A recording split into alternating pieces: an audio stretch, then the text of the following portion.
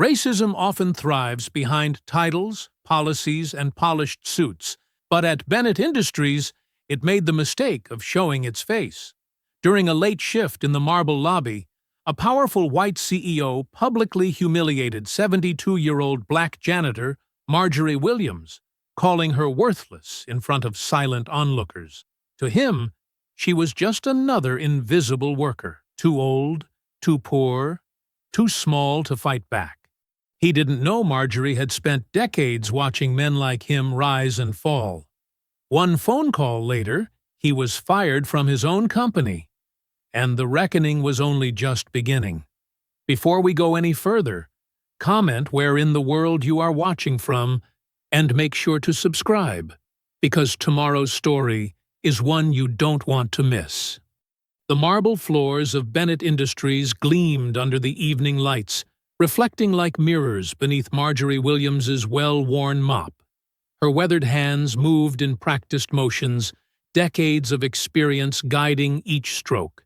The lobby was nearly empty, save for a few late-working employees hurrying past with their heads down, briefcases clutched tight. The sound of raised voices drew her attention to the glass-walled conference room. Through the partially closed blinds, she could make out Arthur Bennett's tall figure, his expensive suit, a dark silhouette against the city lights beyond. He was gesturing angrily at someone Marjorie couldn't quite see. "Keep your voice down," the other man hissed, just loud enough for Marjorie to hear through the door left slightly ajar. A briefcase changed hands, and Arthur's face twisted with rage. Marjorie's heart began to race. She shouldn't be here, shouldn't be seeing this. Trying to appear busy, she guided her mop closer to the water fountain, keeping her eyes down but her ears open. "You think you can threaten me?" Arthur's voice carried despite his attempt to whisper. "I built this company. I own this company. You're nothing but a—" The conference room door suddenly swung wide. Marjorie startled, her elbow catching the paper coffee cup perched on the fountain's edge. She watched in horror as the dark liquid arced through the air, landing with a splash across Arthur Bennett's crisp white shirt and navy suit jacket. The lobby fell deadly silent. Arthur looked down at his ruined clothes, then slowly raised his eyes to Marjorie. His face, usually composed for the cameras and board meetings, contorted with undisguised hatred. "You stupid old woman," he snarled, taking a step toward her. "Look what you've done!" Marjorie clutched her mop handle tighter. "I'm so sorry, Mr. Bennett. It was an accident. I'll pay for the cleaning." "Pay?" Arthur barked out a laugh that made her flinch. "With what? Your minimum wage pennies?" He turned to the small crowd of employees that had gathered, playing to his audience. "Ladies and gentlemen, witness the quality of help we're forced to employ these days.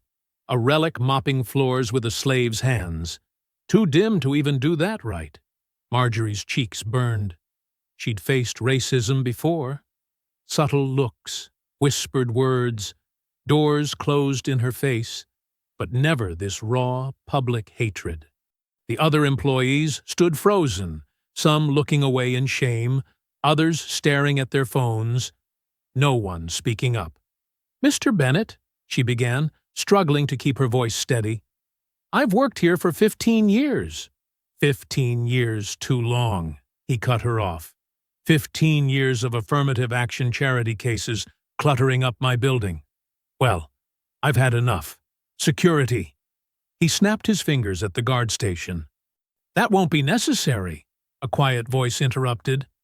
The man who'd been arguing with Arthur stepped forward. He was shorter than Arthur, with graying temples and kind eyes that held a hint of steel.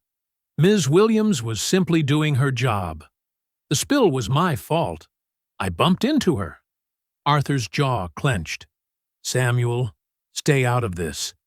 The company's insurance will cover the cleaning bill," Samuel continued, as if Arthur hadn't spoken. "Ms. Williams, please, carry on with your work. Mr. Bennett and I have matters to discuss." Marjorie nodded gratefully, her hands trembling as she gripped her mop. As she turned away, She felt something press into her palm, a folded slip of paper. Samuel had passed it to her so smoothly, she'd barely noticed. "This isn't over," she heard Arthur growl behind her as she wheeled her cart toward the service elevator. "Nothing is over until I say it's over." The ride home on the bus was a blur. Marjorie's mind kept replaying Arthur's words, his twisted face, the shame of standing there while others watched her humiliation.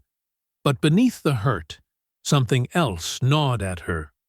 The memory of that heated exchange, the briefcase, Samuel's warning note burning a hole in her pocket. Her small apartment was dark and quiet when she arrived. She hung up her coat with shaking hands, then retrieved her mother's Bible from the bedside table. The leather was worn smooth from years of daily reading, the pages marked with post-it notes and underlined verses. Marjorie opened it to Psalms, her favorite book, and carefully tucked the folded note between its pages. "Be careful," he'd written. Such simple words, but they carried the weight of something dangerous, something that made her chest tight with fear.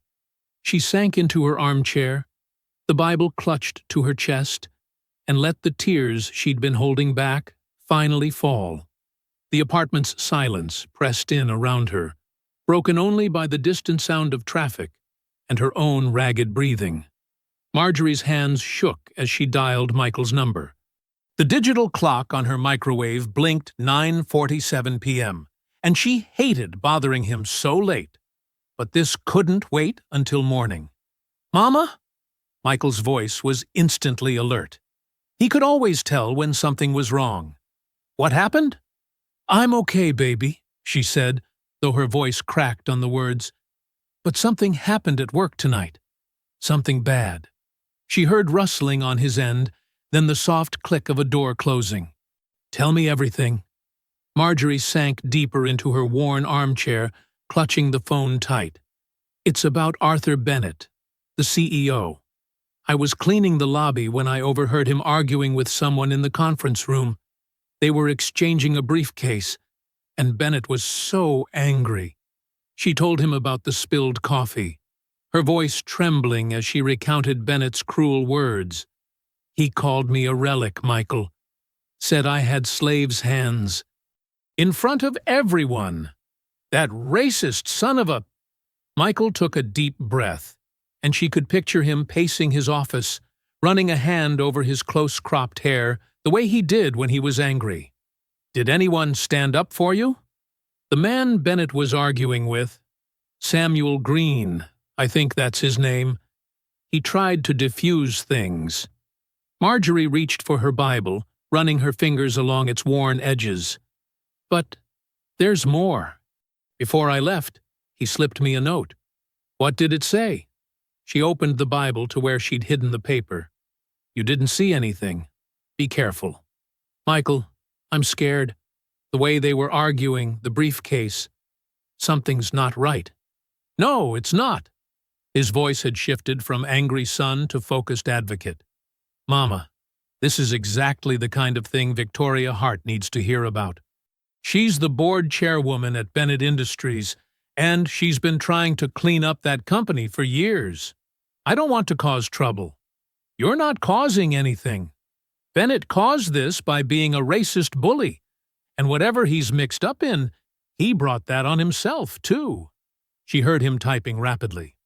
"I'm sending Victoria an email right now. She needs to know about both the public harassment and what you witnessed." Marjorie wrapped her free arm around herself, glancing at the window where city lights twinkled beyond the curtains. "What if he retaliates? I need this job, Michael. He can't touch you, Mama. Not legally, not with witnesses to his behavior. And Victoria, she's different. She actually cares about doing what's right." More typing, then a pause. "There. Email sent." Almost immediately, Michael's phone buzzed. "Hold on, Mama. Victoria's calling me back already."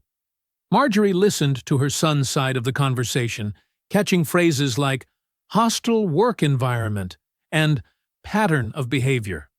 Her small living room felt too quiet, too exposed. She got up to double-check the door locks. "Yes, ma'am," Michael was saying. "My mother can provide a written statement." "No, I understand the sensitivity." "Of course, first thing tomorrow." When he returned to their call, his voice was lighter. "Victoria's taking this very seriously. Apparently, there have been some financial irregularities they've been investigating. She says Bennett's public outburst gives her the leverage she needs to act now." "What does that mean?" "It means, Mama, that man picked the wrong person to humiliate. Victoria's calling an emergency board meeting before sunrise. She's going to suspend Bennett pending a full investigation." Marjorie sank onto her couch, legs weak with relief. "Just like that? Just like that?" Victoria said his behavior tonight was the final straw in a pattern of increasingly erratic conduct. She's been building a case, and this pushes it over the edge. He paused. "Are you okay, Mama?" "Really okay?" She thought about it, examining the knot of emotions in her chest. "I'm tired, baby. Tired of being treated like I'm nothing just because I clean floors for a living. Tired of having to swallow my pride and stay quiet." "I know, Mama. But you're not nothing. You're everything to me, and you matter to this case. Your courage in speaking up, that's going to help take down a man who's hurt a lot of people." Tears welled in Marjorie's eyes. "You sound just like your father when you talk like that. He never could stand to see injustice either. I learned from the best, both of you." Michael's voice softened. "Try to get some sleep, okay?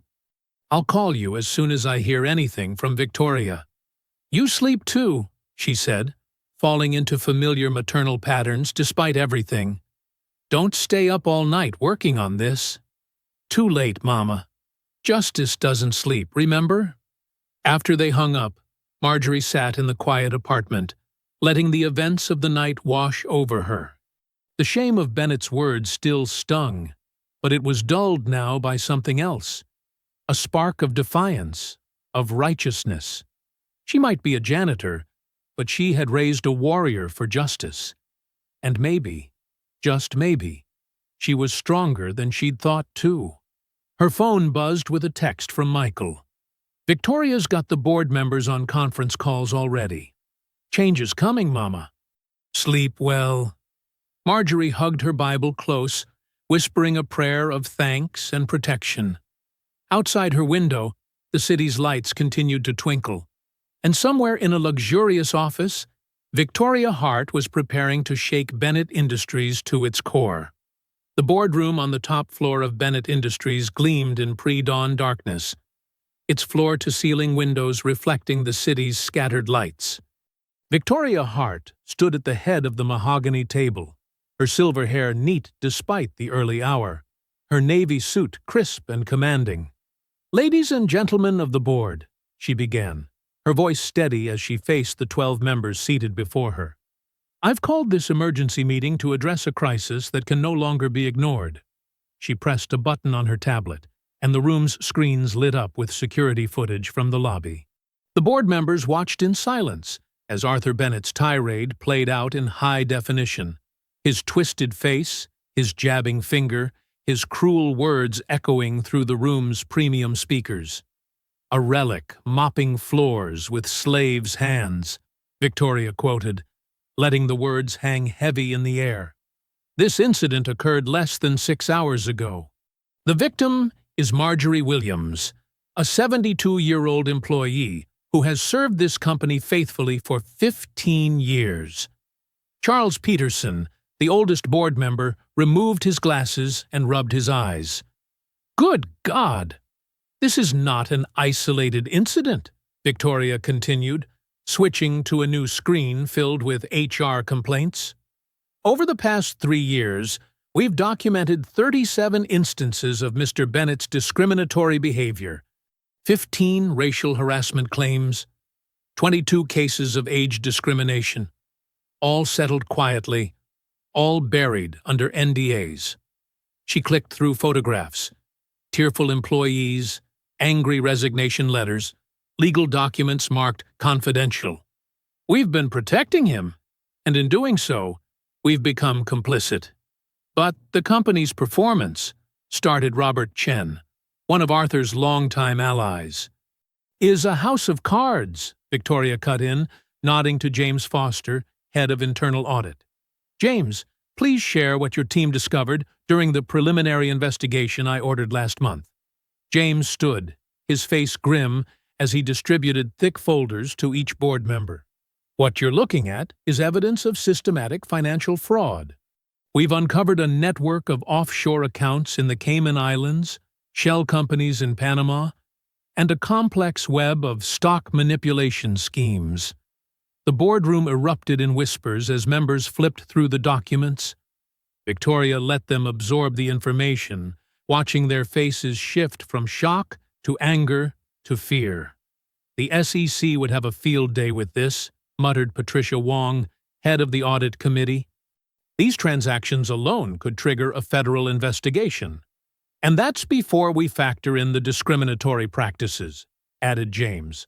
The pattern of settling harassment claims through these hidden accounts suggests a deliberate attempt to conceal systemic abuse. Victoria moved to the windows, gazing at the lightening sky. Dawn is breaking, and with it, we face a choice. We can continue enabling Arthur Bennett's behavior until it destroys this company. Or we can act now. She turned back to the board, her expression resolute.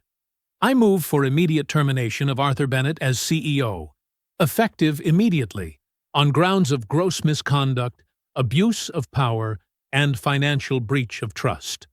The room fell silent. Robert Chen shifted uncomfortably. Shouldn't we at least give him a chance to explain? The evidence speaks for itself, Patricia Wong countered, tapping the folder before her. We have a fiduciary duty to protect this company. I second the motion. All in favor? Victoria asked, her voice clear and firm. Hands rose around the table one by one. Even Robert Chen, after a moment's hesitation, raised his. The vote is unanimous, Victoria announced. Security is already on standby. She pressed a button on her desk phone. Send them in. The boardroom doors opened, and 2 security officers entered, followed by Arthur Bennett himself. He wore the same expensive suit from the night before, though now it bore a coffee stain on the sleeve. What is the meaning of this? He demanded, his face reddening as he saw the footage still frozen on the screens. His own face contorted with rage as he berated Marjorie. Victoria's voice was steel. Arthur Bennett, you are hereby terminated from your position as CEO of Bennett Industries, effective immediately. These officers will escort you from the building. You can't do this, he sputtered, looking around the table for support and finding none. This is my company. Not anymore, Victoria replied. Your access has been revoked. Your accounts frozen. Your office will be packed up and its contents delivered to your home. The security officers moved forward, flanking Arthur. He shrugged them off violently. You'll regret this, Victoria. All of you will regret this. Take him out, Victoria ordered. They watched through the glass walls as Arthur was led to the elevator, his protests echoing down the corridor. Victoria waited until he was gone, before addressing the board again. I'll handle the press conference at 8. We need to get ahead of this story. 2 hours later, Arthur sat in his penthouse suite, watching Victoria on every news channel. Her composed figure stood at a podium in the Bennett Industries lobby, delivering the carefully worded statement. Due to evidence of gross misconduct, abuse of power, and financial breach of trust, the board has terminated Arthur Bennett's position as CEO, effective immediately. Arthur hurled his crystal tumbler at the television, sending bourbon and glass shards flying. His hands clenched into fists as he stared at Victoria's image, at the reporters scribbling furiously in their notebooks, at the scrolling headlines announcing his downfall. The morning sun streamed through his floor-to-ceiling windows, but Arthur saw only darkness, His face, usually so carefully controlled, twisted with the same ugly rage he'd shown Marjorie Williams the night before. But now, that rage had a new target: the board, Victoria, and everyone who had dared to strip him of his power. Marjorie's key scraped in the lock of her modest apartment door. The day's events had left her exhausted, but thankful. She'd stayed away most of the day, not wanting to face the whispers and stares at work after the morning's news about Arthur's firing had spread. Something felt wrong the moment she pushed the door open. The air smelled different, like someone else's cologne lingering in her space. Her hand trembled against the light switch. The living room looked normal at first glance. Her worn but clean furniture sat exactly where it should. The framed photos of Michael graduating law school still hung on the walls. But then she noticed the Bible on her side table. It was slightly askew, not how she'd left it.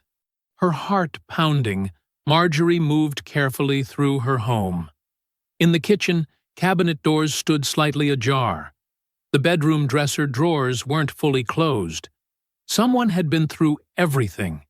When she reached her closet, she found the door wide open. Her cleaning uniform, normally hanging pressed and ready for work, was gone.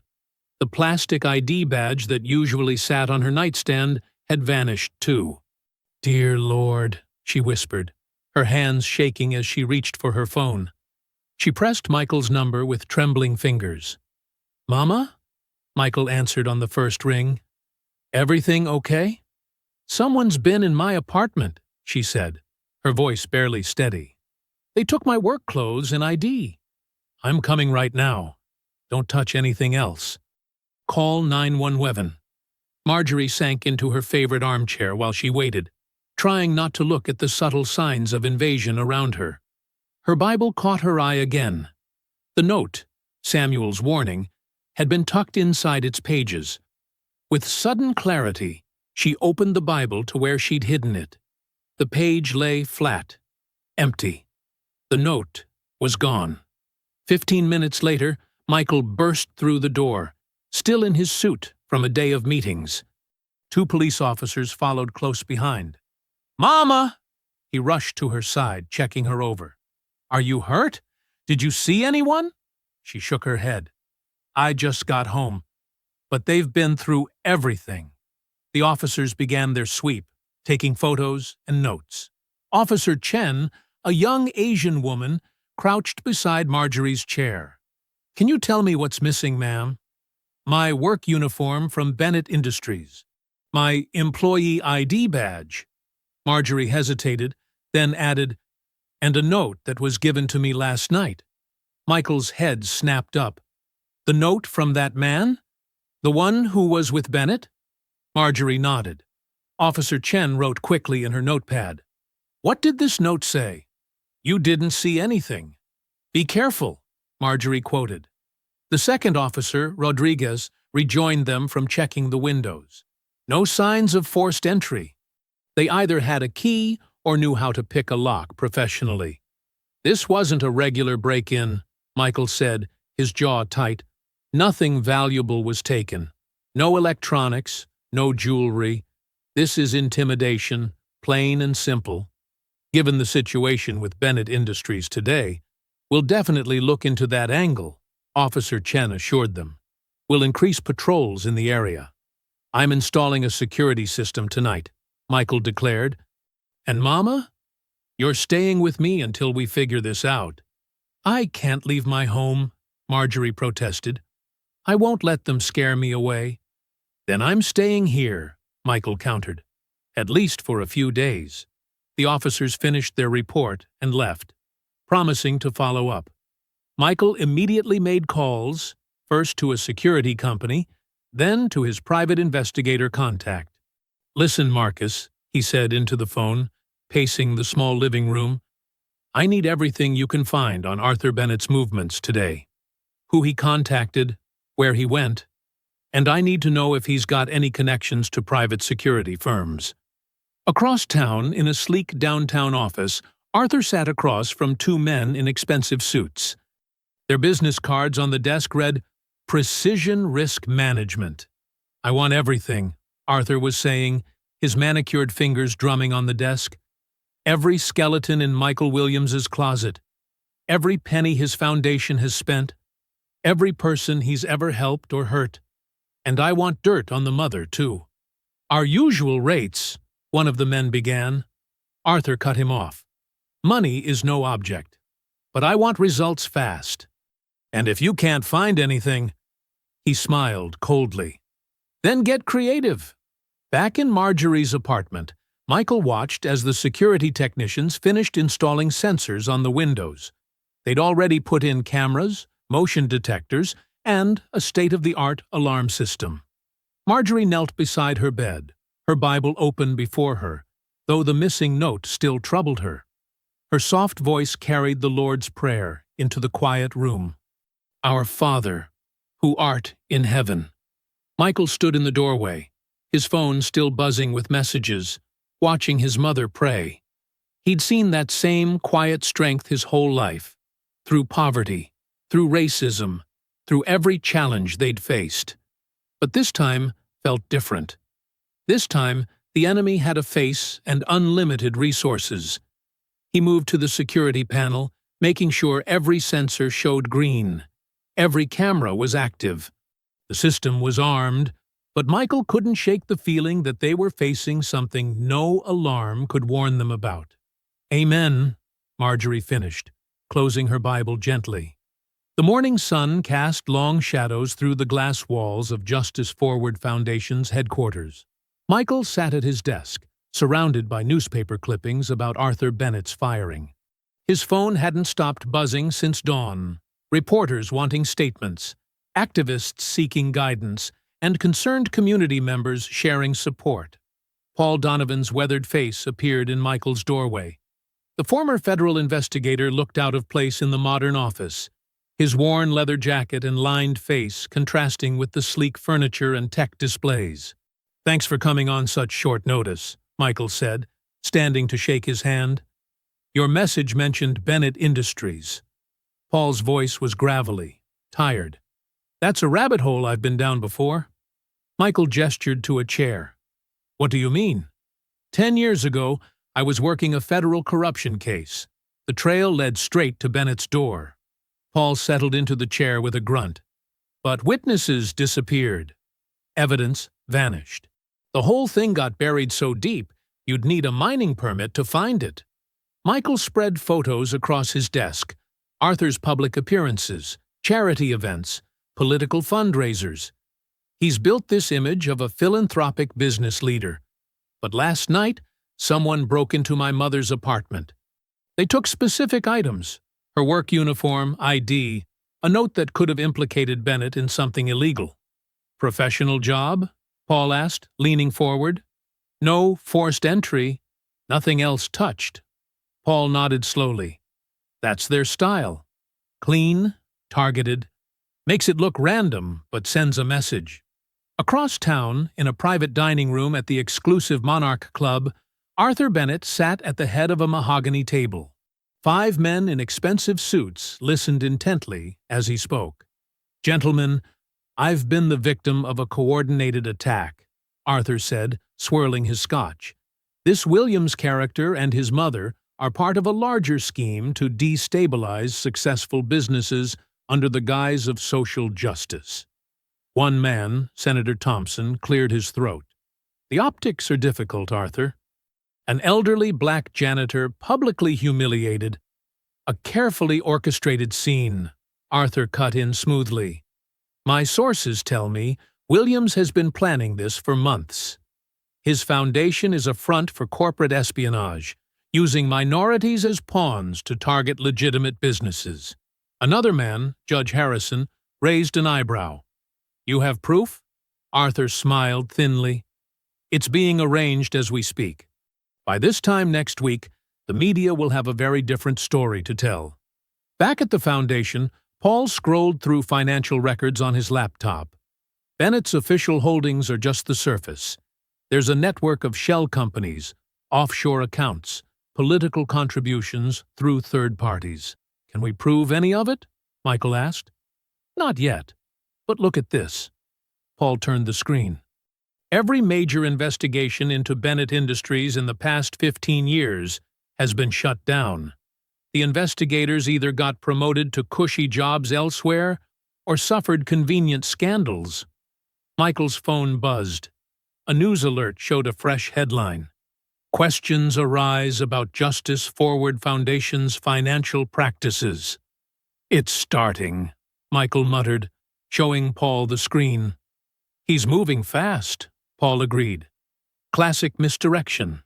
While everyone's focused on defending your reputation, his people will be destroying evidence and silencing witnesses. My mother, already on it. Paul held up his phone. I've got 2 former colleagues watching her apartment, ex-federal agents I trust completely. Michael's assistant knocked and entered, carrying a stack of papers. Sir, we're getting calls from donors.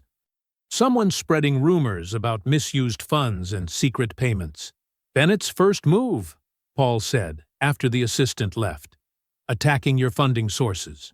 Next will come personal attacks, probably manufactured evidence of wrongdoing. How do we fight this? Paul leaned back, his face grim. In my 20 years investigating corruption, I've never seen anything like Bennett's operation. It's not just a company. It's an organized criminal enterprise disguised as a legitimate business empire. They've got judges, politicians, media executives all in their pocket. So, what's our move? We need to… Paul stopped as Michael's phone rang again. It was Marjorie. Michael, there are reporters outside my building. They're asking about money laundering through the church's cleaning service. Michael's jaw tightened. Don't talk to them, Mama. Don't open the door for anyone except me or the security team. After hanging up, Michael turned to Paul. They're going after my mother's reputation now. They'll try to break both of you, Paul said. Make you look like criminals, con artists. By the time they're done, the original incident will be buried under a mountain of false accusations. Michael stood, staring out at the city skyline. How deep does this go? Paul's reflection appeared beside his in the window. Based on what I'm seeing already, we're not just dealing with a corrupt CEO. This is a corporate crime syndicate that spent decades building a facade of legitimacy. And they'll do anything to keep that facade from cracking. The night air was cold as Marjorie Williams stood in the shadows of Bennett Industries' service entrance. Her hands trembled slightly, but not from fear, from anger. After 15 years of cleaning these halls, she knew every corner, every security camera blind spot, and most importantly, which guards were still loyal to Arthur Bennett. She waited until Tommy, the night guard who always dozed off around midnight, started his usual nap in the security booth. The service door's lock clicked softly as she used her spare key, the one she'd kept at home, thankfully not stolen during the break-in. The familiar smell of industrial cleaner filled her nostrils as she crept through the dark hallways. Her soft-soled shoes, worn from years of quiet work, made no sound on the polished floors. The janitorial office was at the end of the basement corridor, tucked away like the workers themselves. Out of sight, out of mind. Voices drifted from behind the partially closed door. Marjorie pressed herself against the wall, her heart pounding. She recognized Brad Thompson's voice, Arthur's head of security, and Maria Valdez, the human resources director who'd always sided with management over workers. The ID card and uniform are perfect, Brad was saying. We'll have someone plant confidential documents in her locker, then discover them during a routine security sweep. What about the security cameras? Maria asked. Already handled. We'll edit the footage to show her accessing restricted areas after hours. With her stolen uniform and ID, no one will question it. Marjorie's fingers shook as she pulled out her phone. Michael had insisted she carry one with a recording app after the break-in. She pressed record, holding the device close to the gap in the door. Bennett wants this airtight, Brad continued. Once we plant the evidence, Will Anonymous tip the FBI about corporate espionage? They'll find classified documents in her possession, proof she's been selling company secrets to competitors. And her son's foundation? That's phase 2. The documents will implicate his organization in a money laundering scheme. Bennett's got friends at the IRS ready to launch an audit. Marjorie's jaw clenched. They weren't just coming after her. They wanted to destroy everything Michael had built. What about the old lady herself? Maria's voice had an edge of concern. This seems extreme. Brad laughed harshly. Bennett says she needs to learn her place. Nobody crosses him and walks away clean. Besides, who's going to believe some ancient janitor over a respected businessman? A door slammed somewhere down the hall. Marjorie froze as footsteps approached. "Security sweep!" a voice called out. Marjorie's mind raced. The storage closet, her sanctuary during countless late shifts, was 3 steps away. She slipped inside just as flashlight beams swept the corridor. The closet was tiny, cramped with shelves of cleaning supplies. Marjorie held her breath as the footsteps passed. The chemical smell of bleach and ammonia was overwhelming in the confined space. "Check the janitorial office," someone called. More footsteps. Doors opening and closing. Marjorie's legs ached from standing still, but she didn't dare move. "All clear down here," the voice eventually reported. Minutes passed like hours before silence returned to the hallway. Marjorie waited 5 more minutes, counting seconds like she'd taught her Sunday school kids to do during hide-and-seek. When she finally eased the closet door open, the corridor was empty. Her phone showed the recording had captured everything. Hands steady now, she typed a message to Michael. "Got proof. They're planning to frame us both. Ready to fight back. No more hiding." As she crept back toward the service entrance, Marjorie thought about all the years she'd spent in these halls. All the times she'd lowered her eyes, swallowed her pride, stayed quiet in the face of disrespect. Not anymore. Tommy was still snoring in his booth as she slipped out into the night. The stars were bright overhead, and for the first time since the coffee spill incident, Marjorie felt truly powerful. They thought she was just some helpless old janitor. They were about to learn how wrong they were. She walked to the bus stop with her head high, phone clutched tight against her chest. The recording would expose their plans, but more importantly, it proved what she'd known all along. Arthur Bennett was afraid of her. Not because she was young or rich or powerful, but because she had something he could never buy or steal: the truth. The night bus arrived with a hiss of brakes. As Marjorie climbed aboard, she thought about Michael's face when he'd hear the recording. Her son had spent his life fighting for justice. Now it was her turn to join that fight. She found a seat near the back, away from other passengers. Her phone buzzed with Michael's reply. "Proud of you, Mama. Stay safe. We'll make them regret underestimating you." Marjorie smiled, watching the city lights blur past the window. They thought her age made her weak, her job made her worthless, her race made her powerless. But she'd learned something in her 72 years. Truth was like water. It might take time, but it always found a way to break through. Paul Donovan's office was a monument to organized chaos. Dawn light filtered through dusty Venetian blinds, casting stripes across mountains of papers and worn file cabinets.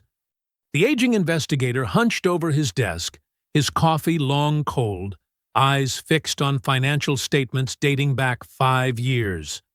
"Got you, you smug bastard," he muttered, circling another suspicious transaction with his red pen. The paper trail was like a spider's web, complex, sticky, and designed to trap the unwary. But Donovan had been hunting corrupt executives for 4 decades. He knew where to look. His desk lamp illuminated spreadsheets, showing pension funds mysteriously rerouted through shell companies. Employee retirement accounts drained dry. The money vanishing into offshore accounts. Fake vendors billing millions for services never rendered. All roads led back to Arthur Bennett. Donovan's arthritic fingers typed another entry into his laptop. The screen showed a complex flowchart of transactions, each box representing another layer of Bennett's deception. The pattern was clear. Bennett had been systematically stealing from his own workers for years. Clever system, Donovan said to himself, rubbing his tired eyes. Take a little from thousands of accounts. Spread it thin enough that no one notices. He'd seen similar schemes before, but never this sophisticated. The evidence was damning. Bennett had created a network of fake companies, each one existing only on paper. Money flowed through them like water through a sieve, eventually ending up in untraceable accounts. But Bennett had made one crucial mistake. He'd gotten sloppy with the dates. Donovan pulled up another document, this one showing maintenance contracts for equipment that didn't exist. The dates overlapped with legitimate contracts, double billing the company for millions. It was the kind of detail that most auditors would miss, but Donovan had learned to spot these patterns during his years with the FBI. His phone buzzed, Michael Williams texting to confirm their meeting. Donovan looked at his watch, 6:45 a.m. He'd been at this all night. Better make copies, he muttered, gathering the most important documents. His old printer wheezed to life, slowly producing duplicates of bank statements, contracts, and internal memos. Each page was another nail in Bennett's coffin. The sun was fully up by the time Donovan finished organizing the evidence into 3 manila folders. One for Michael, one for the FBI, and one for his own records. Always have backups. That lesson had saved his life more than once. He locked the originals in his fireproof safe, tucking the 2 copies into his worn leather briefcase.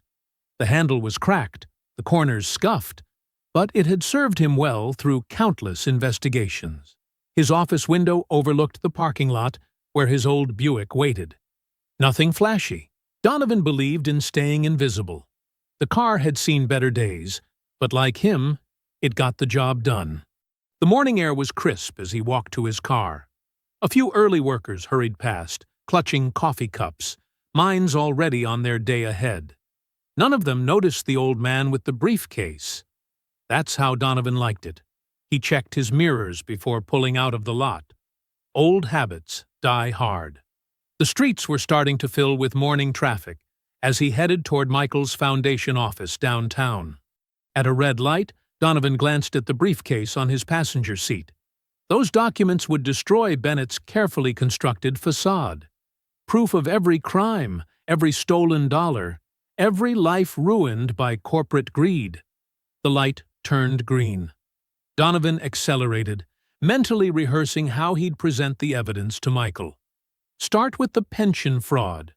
That would hit hardest. Then show the pattern of fake vendors, the money trails. Movement in his rear-view mirror caught his eye. A black SUV, windows tinted dark, moving faster than the morning traffic warranted. Donovan's instincts, honed by years of close calls, screamed danger. He changed lanes, watching the SUV match his move. No coincidence. His heart rate picked up, but his hands remained steady on the wheel. The next intersection was coming up. He'd turn right, see if they followed. The SUV accelerated suddenly, closing the gap. Donovan saw the driver's intention too late. The impact came from behind, hard enough to throw him forward against his seatbelt. His Buick spun, tires screaming on asphalt. Time slowed. Donovan saw the concrete barrier approaching, felt the second impact as the SUV struck his side. Metal crunched, glass shattered. The world turned upside down as his car rolled.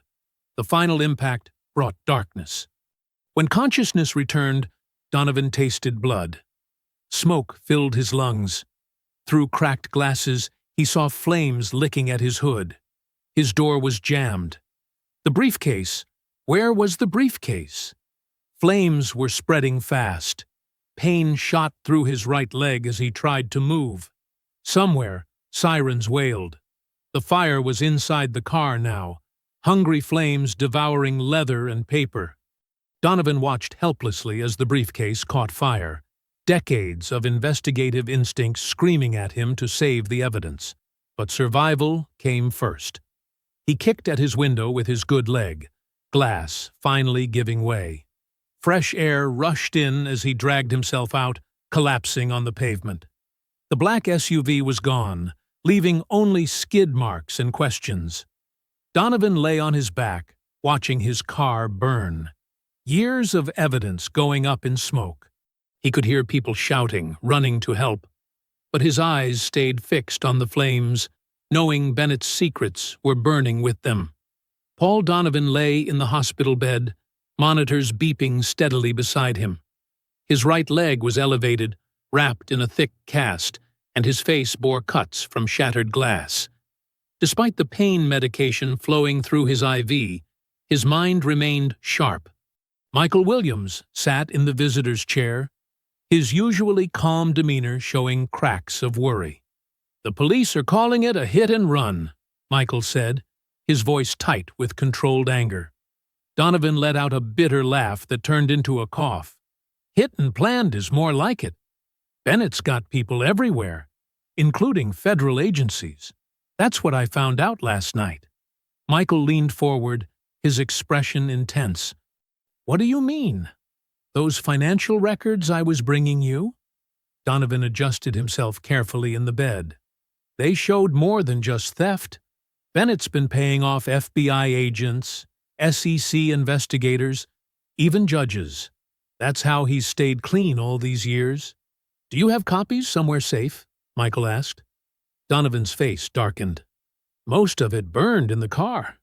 But," he lowered his voice, glancing at the door, "I backed everything up on a server, hidden where Bennett would never think to look." "Where?" "The janitorial wing, bottom floor, behind the supply closet. There's an old server room they stopped using years ago. I figured it was the perfect spot. Who pays attention to the cleaning staff?" Donovan managed a small smile. "Your mother taught me that lesson. The invisible ones see everything." Michael's phone buzzed. His face hardened as he read the news alert. "Bennett's making his move. He's holding a press conference right now." They turned to the small TV mounted on the wall. Arthur Bennett stood at a podium, his usual polished appearance slightly disheveled, playing the role of a wronged man. "These allegations against me are not just false, they're maliciously fabricated," Bennett declared, his voice trembling with practiced emotion. "Mr. Williams and his foundation have orchestrated a smear campaign, including doctored surveillance footage of a supposed confrontation with an employee." Michael's hands clenched into fists as Bennett continued. "We have evidence that the surveillance footage was digitally altered. Experts will confirm this was a calculated attempt to destroy my reputation and seize control of Bennett Industries through deception." Reporters shouted questions, cameras flashed. Bennett raised his hands, playing the victim perfectly. "I've devoted my life to this company, to creating jobs and opportunities. To have my character assassinated by opportunists who manipulate the media with fake evidence." Bennett paused, wiping his eyes. "It's devastating." Michael muted the TV, his jaw tight. "He's trying to get ahead of the story. Turn public opinion against us before we can expose him." "Classic Bennett move," Donovan said. "He's always been good at playing the victim while he's actually the predator." A nurse entered to check Donovan's vitals, forcing them to pause their conversation. After she left, Donovan spoke more quietly. "Listen, that server has everything. Financial records, emails, recorded conversations, enough to prove he's lying about the surveillance footage and everything else. But you have to get to it fast. Bennett's people will be searching too. How do I access it? IP address is written in my notepad, the one in my briefcase." Donovan stopped, remembering. Damn. It burned with everything else. Michael ran a hand over his face, frustration evident. So, we're back to square one. Not quite. Your mother, she knows that wing better than anyone. The servers behind a panel marked electrical maintenance. She might recognize it. The heart monitor's steady beeping filled the silence as Michael considered this. It's too dangerous to involve her again. Bennett's already targeted her once. Sometimes the best hiding place is right in the open, Donovan said. Bennett's too arrogant to think a janitor could threaten him. That's his weakness. He underestimates people he considers beneath him. Michael's phone buzzed again. He looked at the screen, his expression changing. What is it? Donovan asked. Anonymous text, Michael said, showing him the message. He hid the backup where no one looks, where she cleans. The fluorescent lights buzzed softly overhead as Marjorie and Michael made their way through Bennett Industries' empty hallways. It was 11:30 p.m., and the building was almost deserted except for the night security guards making their rounds. Marjorie wore her spare cleaning uniform, and Michael had borrowed one from her friend Jerome, who worked the day shift. They pushed their cleaning carts deliberately, mimicking the unhurried pace of people who did this job every night. Just act natural, Marjorie whispered, demonstrating how to grip the mop. Let your shoulders slump a little. Nobody looks twice at cleaners. Michael adjusted his posture, trying to become invisible like his mother had learned to be. They passed a security guard who barely glanced their way. Marjorie gave him a quiet, evening, with the perfect tone of someone who belonged there. When they reached the service elevator, Marjorie swiped her backup keycard. The doors opened with a soft ding. Bottom floor, she said. That's where they keep all the old equipment nobody wants anymore. The basement level was darker, lit only by emergency lights that cast long shadows. Their footsteps echoed despite their attempts to move quietly. The air smelled of cleaning supplies and musty concrete. There, Marjorie pointed to a door marked Janitorial Storage B7. I've cleaned this floor for 15 years, but I've never seen anyone use that room except for storage. Michael tried the handle. Locked. He pulled out the master key Jerome had lent them and opened the door slowly. The room was cramped, filled with shelves of cleaning supplies and broken equipment. Marjorie moved purposefully to the back wall, running her hands along the panels. Here, she said, finding one marked Electrical Maintenance. Help me move this shelf. They carefully slid the metal shelving unit away from the wall. Behind it, the panel was secured with 4 screws. Michael used a multi-tool to remove them, revealing a hidden alcove. Inside sat an old server, its lights blinking steadily. A small fan hummed, keeping it cool. Beside it was a stack of external hard drives, each labeled with dates going back years. Smart, Michael whispered. Hide it where the powerful people never look, among the invisible ones. He connected his laptop to the server using the cable Donovan had specified. His fingers moved quickly over the keyboard, following the instructions they'd received via encrypted message. Marjorie stood watch at the door, her heart pounding. Every distant sound made her tense. Got it, Michael said after several tense minutes. Downloading now. The progress bar crawled across his screen. 15%, 27%, 36%. Footsteps echoed in the hallway. Marjorie closed the door most of the way, leaving just a crack. She grabbed a mop and bucket, positioning herself to look busy if anyone passed. The steps grew closer. A beam from a flashlight swept the corridor. Just keep mopping, Michael whispered, his eyes fixed on the progress bar. 58%, 64%. The security guard paused outside their door. Marjorie hummed softly, the way she always did while working. She dipped her mop in the bucket, wrung it out, and swept it across the floor in practiced motions. The guard moved on. Marjorie released her breath slowly. 73%, 82%, 91%. Almost there, Michael said. the final files copied over. He quickly disconnected everything, making sure to leave no trace of their presence.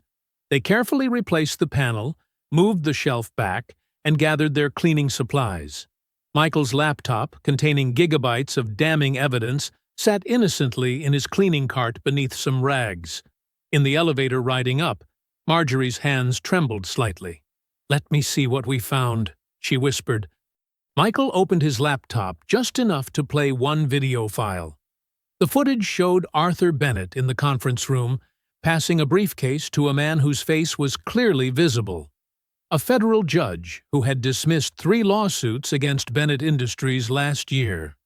"I own this city," Bennett's voice came through clearly. "Anyone who threatens what I've built will be destroyed.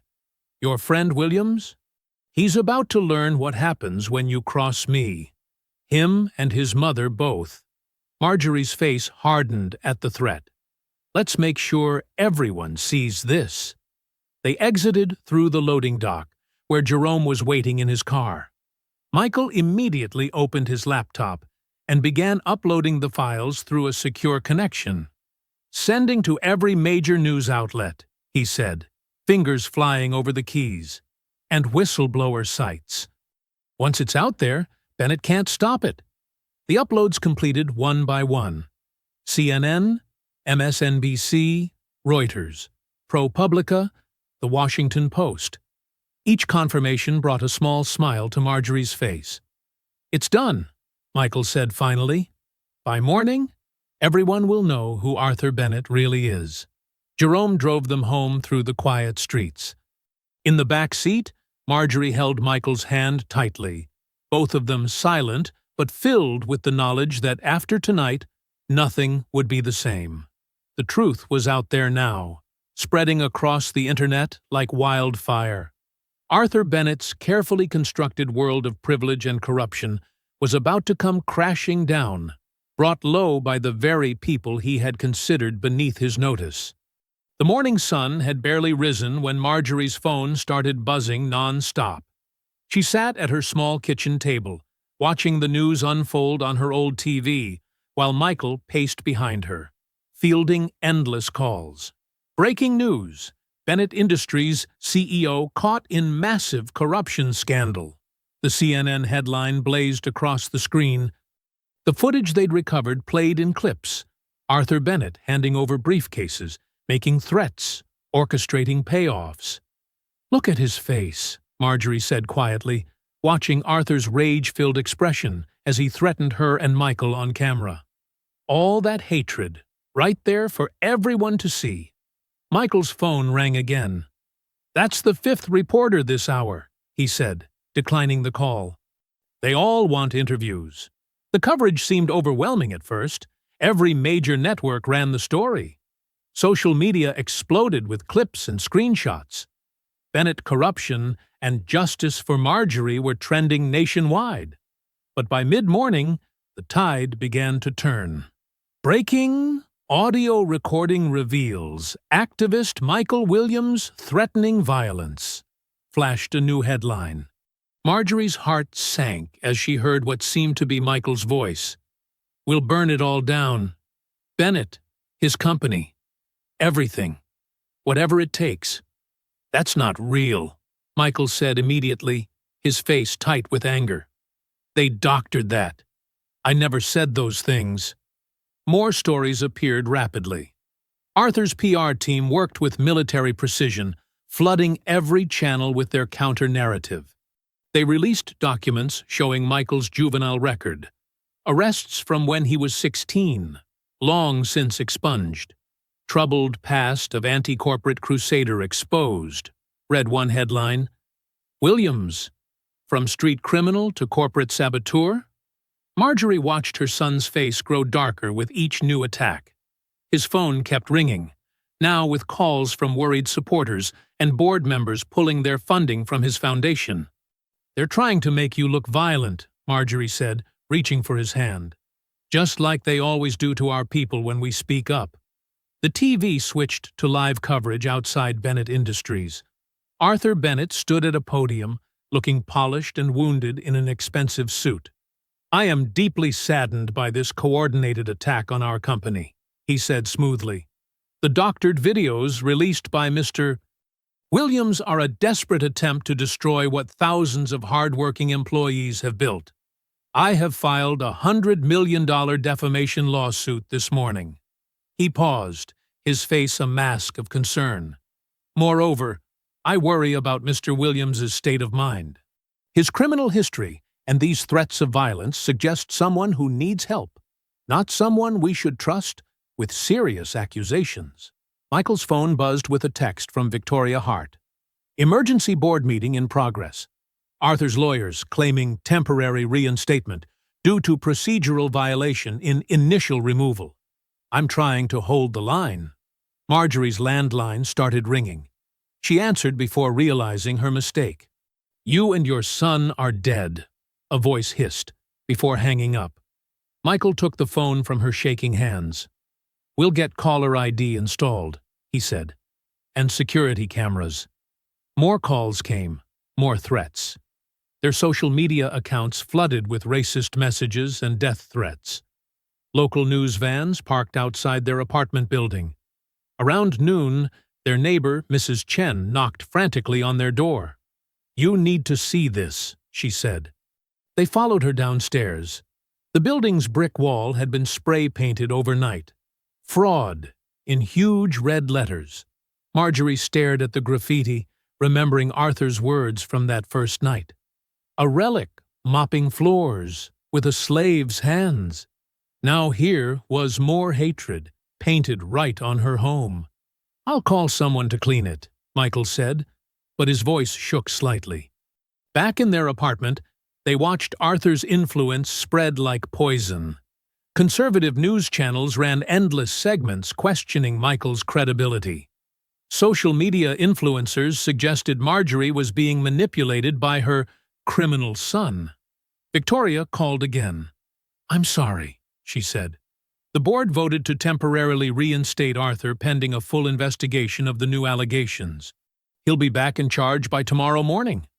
Michael slammed his hand against the wall. How? He demanded. We have him on video breaking the law.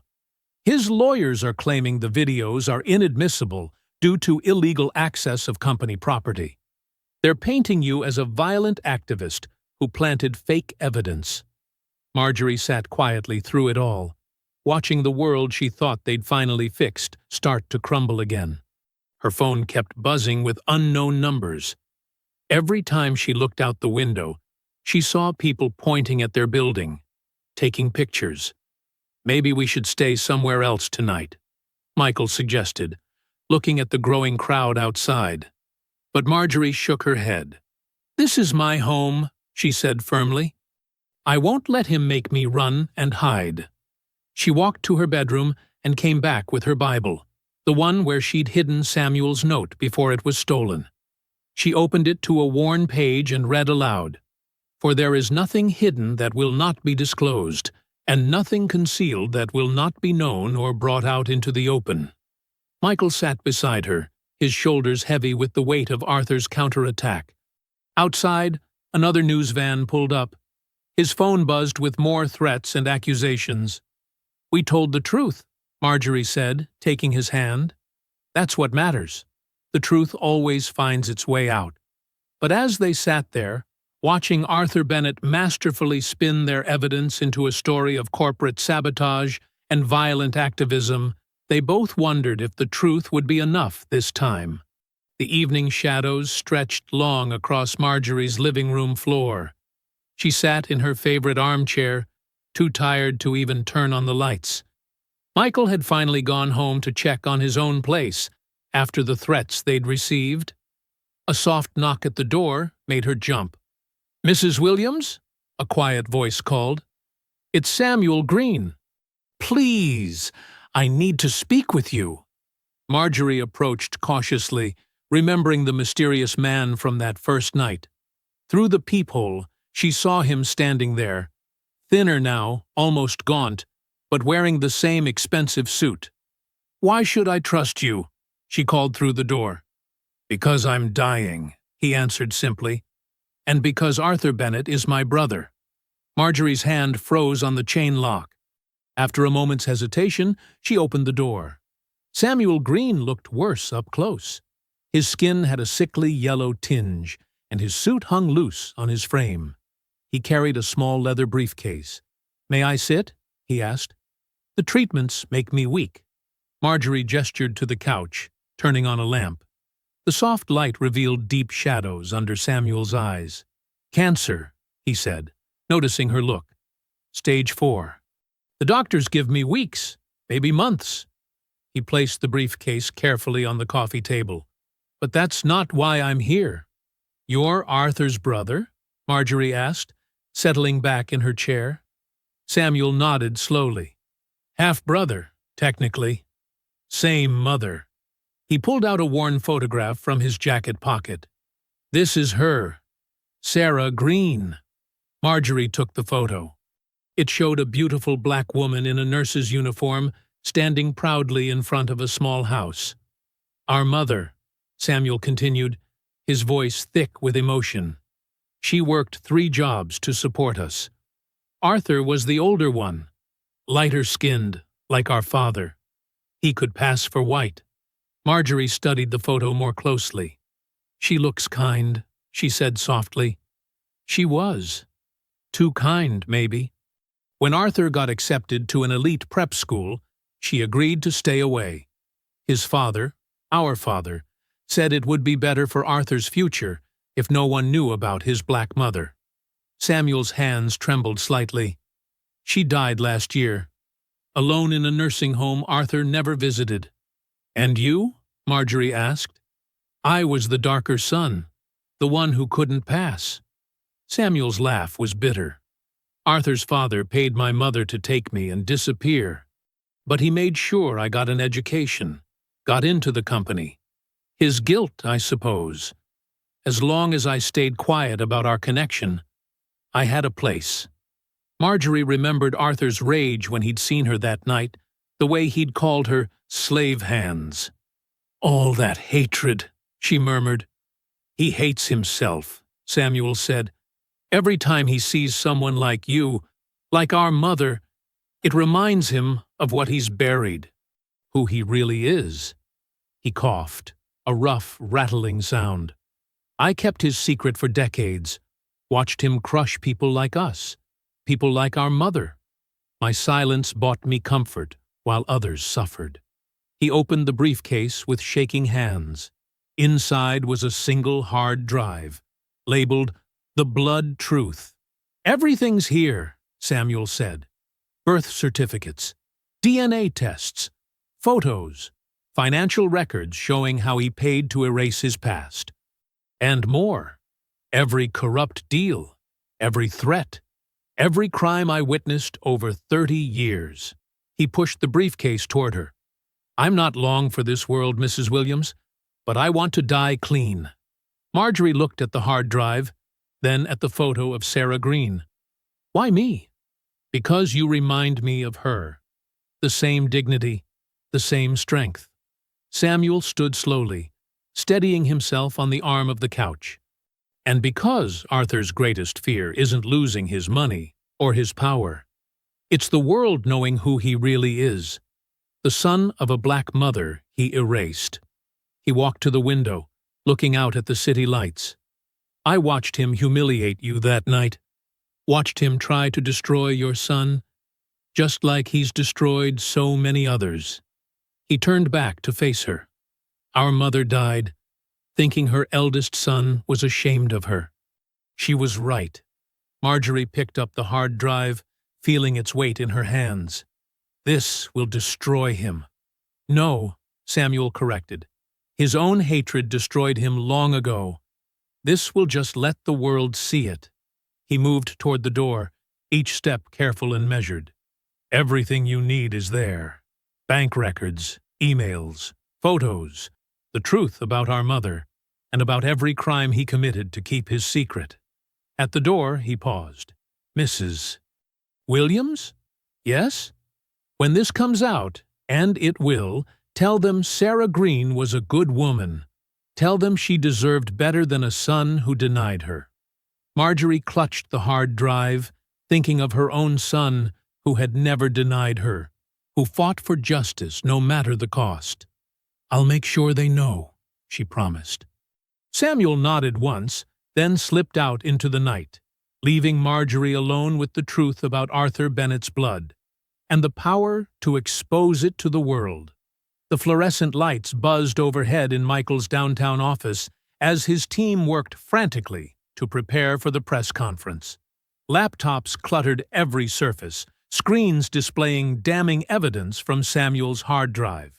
"Look at this," Michael said, gesturing to his monitor.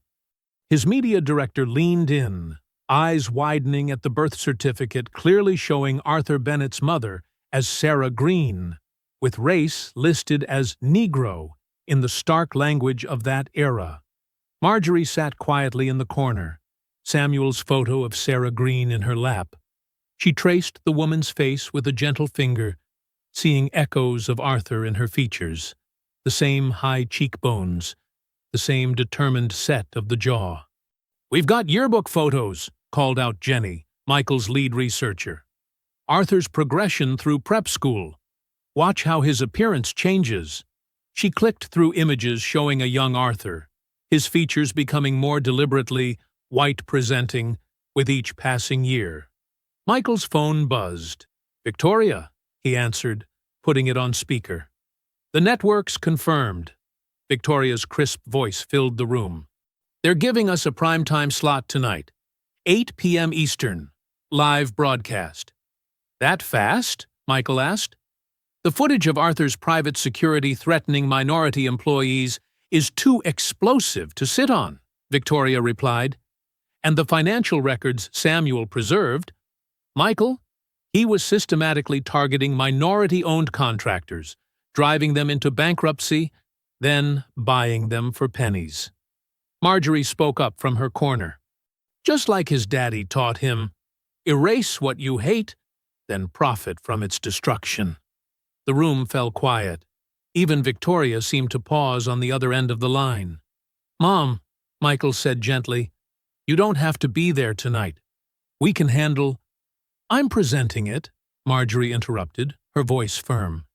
"Sarah Green's story needs to be told by someone who understands, someone who's lived invisible." Before Michael could respond, his security chief burst through the door. "We've got trouble. Arthur's hired a private security firm, ex-military types. They're positioning vehicles along every route to the network studio." "He knows," Michael muttered. "Somehow he knows about the drive." Victoria's voice crackled through the speaker. "Already handled. I've coordinated with federal agents who've been building a case against Arthur's financial crimes. They'll provide escort and air support." "Air support?" Jenny asked. "Helicopter surveillance," Victoria explained. "Arthur's not the only one with connections. The FBI's been waiting for something this solid. They'll make sure we reach the studio." Michael's team scrambled to organize their evidence into clear presentation segments. Photos were arranged, documents scanned, video clips edited for maximum impact. Through it all, Marjorie sat quietly, preparing herself. "Latest intel," the security chief reported an hour later. 3 black SUVs stationed at major intersections. They've got communications gear, probably coordinating to box us in once we move." Michael paced, his usual calm demeanor showing cracks. "We need multiple vehicles. Decoys." "No," Marjorie said, standing. "No games, no hiding." She smoothed her simple blue dress. "We go straight there. Let them see us coming." "Mrs. Williams," the security chief started to protest. "Arthur spent his whole life running from who he is," Marjorie continued, "running from his mother's face in the mirror. I won't run. Not from him, not from his hired guns." Michael studied his mother's face, seeing the same quiet strength that had sustained her through decades of cleaning other people's offices while holding her head high. "The federal escort will be in place by 7, Victoria confirmed. "Unmarked vehicles, but heavily armed agents, and I've arranged for a live feed from the moment you leave the office. If Arthur's men try anything, it'll be captured in real time." Jenny finished loading the presentation onto encrypted drives. Multiple backups, all ready to go. Even if they stop one car, the others will have copies. Marjorie picked up Sarah Green's photo. Michael, help me write my introduction. The people need to understand what this is really about. What do you mean? Michael asked. This isn't just about Arthur's crimes, Marjorie explained. It's about the poison of self-hatred. About a man so ashamed of his mother's blood that he built an empire on crushing people who reminded him of her. She touched the photo gently. Sarah Green's son spent his life becoming what destroyed her. The world needs to understand that kind of hatred never brings peace. The team gathered around her, listening as she dictated the words she would speak to millions. Outside, the sun began to set over the city. In less than 2 hours, they would make their move, protected by federal agents against Arthur's private army. Michael watched his mother's face as she refined her statement, seeing not the janitor Arthur had humiliated, but a woman of unshakable dignity, preparing to speak truth to power. She had spent her life cleaning up other people's messes. Tonight, she would expose the mess of hatred and denial that had corrupted Arthur Bennett's soul. The security chief's radio crackled with updates about Arthur's men taking positions. Victoria's phone lit up with confirmation of federal support. But Marjorie remained calm, holding Sarah Green's photo like a shield, ready to tell her story. And through it, expose the truth about the man who had tried to bury his own mother's memory. The studio lights blazed hot as Marjorie Williams stepped onto the stage, her sensible shoes silent against the polished floor. Hundreds of faces stared back from the audience, and millions more watched through cameras. Her blue dress, pressed carefully that morning, felt like armor. She approached the podium slowly, placing Sarah Green's photo beside the microphone. The picture faced the audience. A proud black woman in a simple dress, her eyes holding the same quiet dignity Marjorie carried now. "Good evening," Marjorie began, her voice steady despite her racing heart. "My name is Marjorie Williams. I've spent 15 years cleaning offices at Bennett Industries. Invisible work, some might say. But there's no such thing as invisible people, only those who choose not to see." The audience sat silent, captivated by her calm presence. "Last week, Arthur Bennett saw me, really saw me, for the first time in decades. And his reaction?" She paused, letting the weight settle. "He called me, and I quote, a relic mopping floors with a slave's hands." A collective intake of breath from the crowd. In the wings, Michael watched proudly as his mother continued. "But this isn't about one man's cruel words. This is about a deeper pain, the kind that makes someone hate what they see in the mirror so much that they try to destroy it wherever they find it." Samuel Green emerged from stage left, walking slowly to join her. His illness showed in his careful steps, but determination burned in his eyes. "This is Samuel Green," Marjorie introduced him. "And he has a story about another invisible woman, his mother, Sarah Green." Samuel adjusted his glasses, leaning toward the microphone. "Sarah Green was my mother," he began, "and Arthur Bennett's mother, too." The audience erupted in murmurs. Camera flashes intensified. "Arthur and I share the same mother. A kind, hard-working black woman who cleaned houses to support her sons. But while I embraced who I was, Arthur chose a different path." Samuel's voice cracked slightly. "He used his lighter skin to pass as white, erased all traces of our mother, and built an empire on destroying people who reminded him of where he came from." Screens behind them filled with documents, birth certificates, school records, family photos showing a young Arthur's gradual transformation. Then came the financial records, decades of systematic discrimination, targeted destruction of minority-owned businesses, illegal offshore accounts. But Arthur didn't stop at denial. Samuel continued. When threatened with exposure, he turned to violence. He gestured to the back of the auditorium, where Paul Donovan, still bearing injuries from his car crash, stood up. This man survived an attempted murder orchestrated by Arthur Bennett.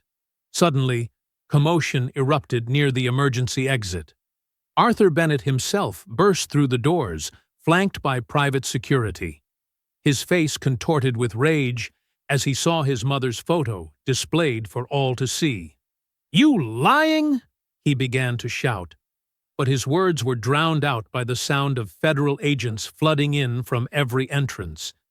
"Arthur Bennett," a lead agent announced, voice carrying through the stunned audience, "you're under arrest for conspiracy, fraud, attempted murder, and witness intimidation."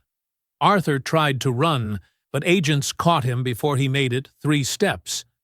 As they cuffed him, his carefully maintained facade cracked completely. "You can't do this to me!" he screamed, his voice rising hysterically. "Do you know who I am?" "Yes," Marjorie said quietly into the microphone, though everyone heard her.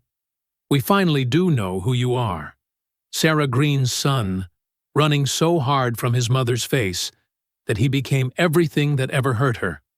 The audience rose to their feet as Arthur was led away. His expensive suit wrinkled, his dignity in tatters. Cameras followed his walk of shame while Samuel moved to stand beside Marjorie. "To every invisible person," Marjorie spoke again, her voice strong and clear, "to every one of you who's been told you don't matter, look at this moment. Truth doesn't stay buried forever. Dignity can't be stripped away if you hold it in your heart." Michael joined them on stage as the crowd erupted in thunderous applause. He wrapped his arms around his mother, tears streaming freely down his face. Marjorie held him tight, her own eyes glistening but her head held high. Through the viewfinder of the main camera, the final shot captured a powerful tableau. Marjorie Williams, standing tall between her son and Samuel Green, with Sarah Green's photo bearing witness to the moment justice finally arrived. Behind them, through the emergency exit's closing door, Arthur Bennett disappeared into custody, leaving behind an empire built on shame and finally exposed by truth. The applause continued, washing over them in waves. Marjorie closed her eyes briefly, feeling decades of silence finally break. In the end, it wasn't wealth or power that won. It was the quiet strength of those who refused to remain invisible. The federal courthouse buzzed with anticipation. Morning sunlight streamed through tall windows, casting long shadows across the polished floor, where Marjorie Williams sat in the front row, her hands folded neatly in her lap. Michael sat beside her, his usual suit replaced by one she'd helped him pick specially for today. Arthur Bennett, once immaculate in $1,000 suits, now wore prison orange. His shoulders slumped as he sat at the defendant's table, his carefully maintained appearance showing cracks after a month in detention. The transformation was striking, his hair unkempt, his face drawn, his eyes darting nervously around the packed courtroom. Judge Maria Rodriguez adjusted her glasses, surveying the courtroom with stern attention. "In the matter of the United States versus Arthur Bennett, we are here for sentencing." Her voice carried authority that silenced even the restless reporters in the back rows. Paul Donovan wheeled himself to the witness stand, his legs still in a cast. The squeak of his wheelchair echoed in the hushed chamber. Though injured, his voice remained strong as he testified about the night his car was forced off the road. "I saw the SUV coming," Paul recounted, gripping the arms of his wheelchair. "Black, no plates. The same vehicle I'd noticed following me after I started investigating Mr. Bennett's offshore accounts." He paused, looking directly at Arthur. "The impact sent me through the guardrail. I remember thinking I was going to die." Arthur stared at the table, refusing to meet Paul's gaze. Victoria Hart, still chairwoman of Bennett Industries, took the stand next. The board was systematically deceived, she testified, her voice tight with controlled anger. Mr. Bennett created an elaborate network of shell companies to hide his illegal activities. When we began investigating discrepancies, he threatened board members' families. The evidence mounted: financial records, surveillance footage, witness testimonies. Samuel Green's deposition played on screens throughout the courtroom, his illness preventing him from attending in person. He detailed decades of Arthur's systematic discrimination, violence, and fraud. Finally, it was Marjorie's turn. She walked to the stand with quiet dignity, the same way she'd walked through Bennett Industries halls for 15 years. "I saw things over the years," she said simply. "Little cruelties, big cover-ups.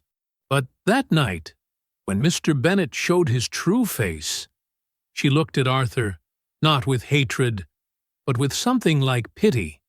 "He called me words that echoed from darker times, but what he really showed was his own pain. Pain he turned into poison." Judge Rodriguez called Arthur to stand for sentencing.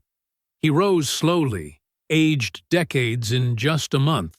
"Arthur Bennett," the judge began, "this court finds your actions represent the worst kind of corporate corruption.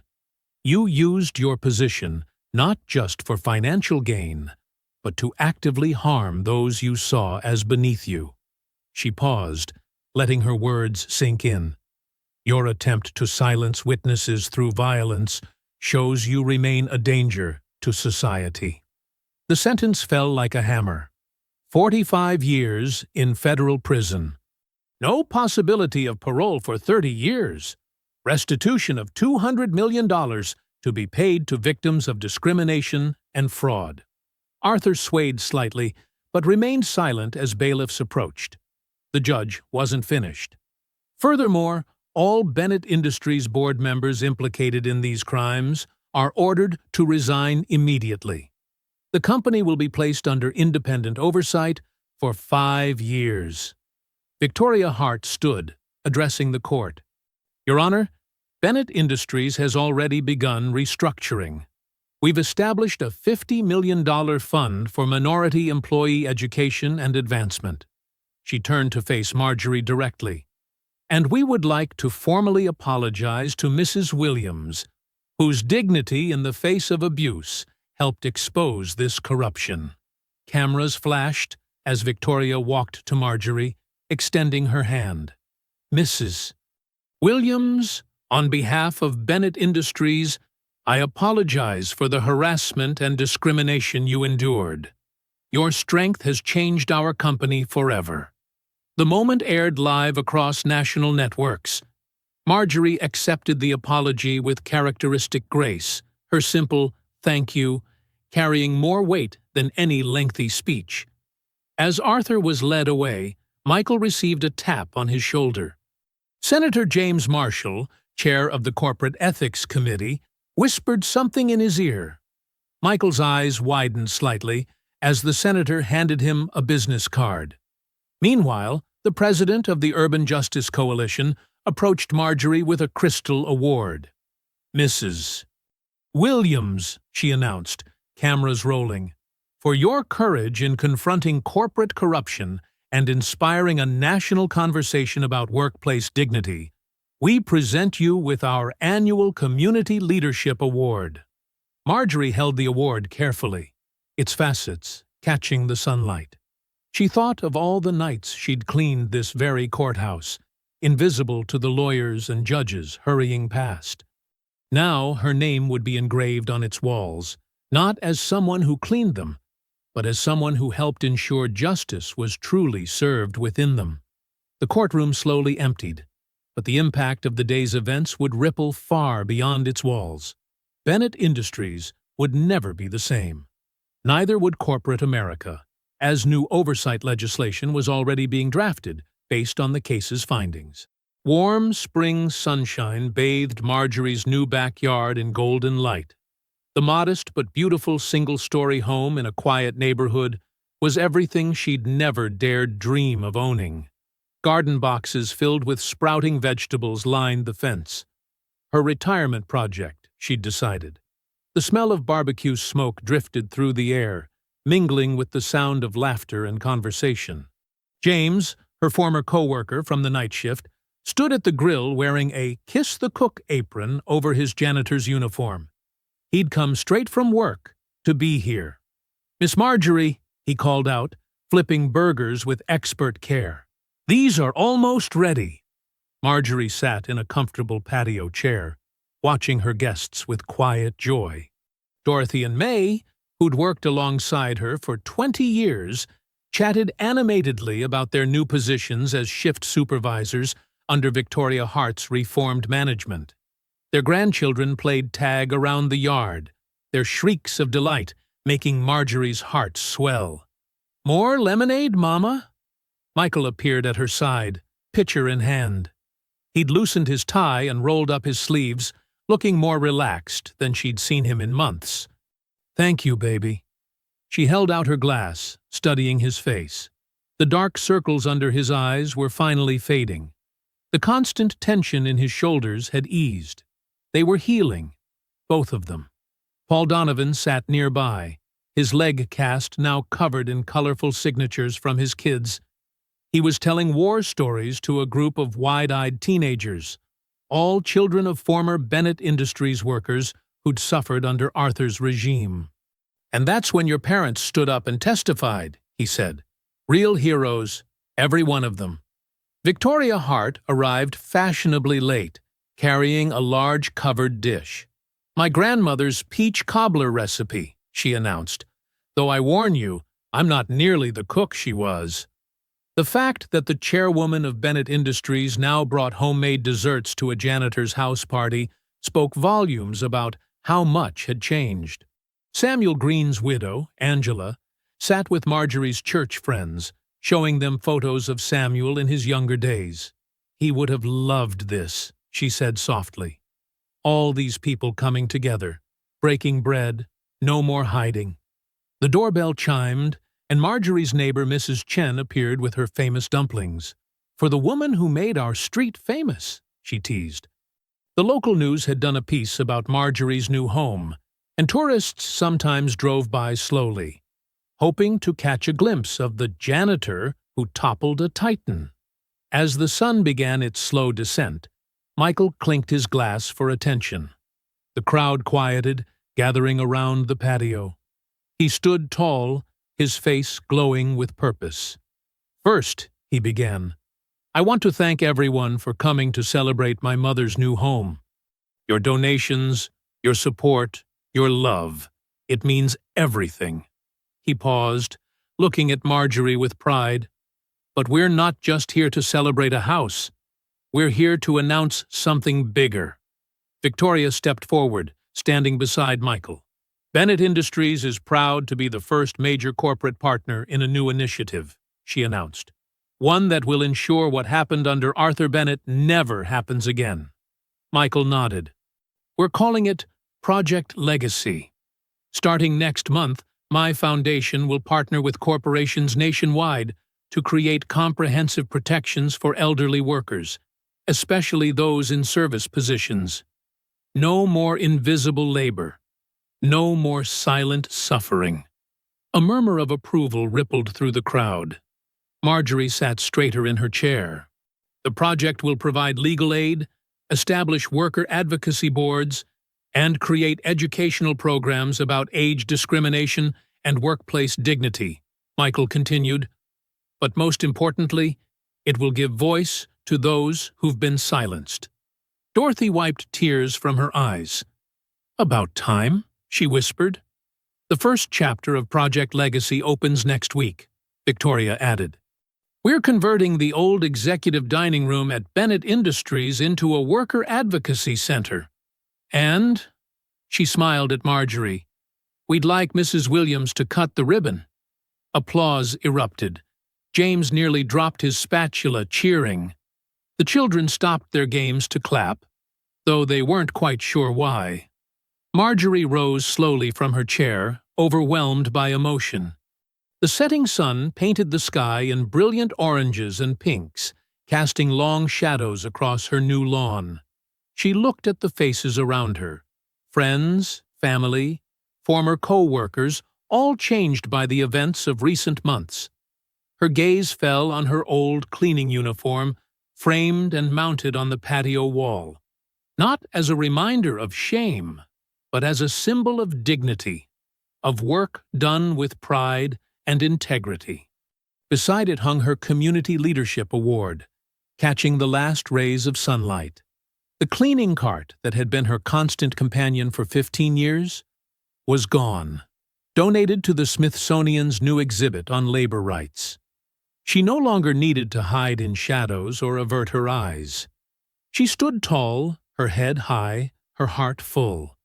The children resumed their play, their laughter carrying across the yard. The adults returned to their conversations, planning and dreaming of changes to come. James announced the burgers were ready, and a line formed at the grill. I hope you enjoyed that story. Please share it with your friends and subscribe so that you do not miss out on the next one. In the meantime, I have handpicked 2 stories for you that I think you will enjoy. Have a great day.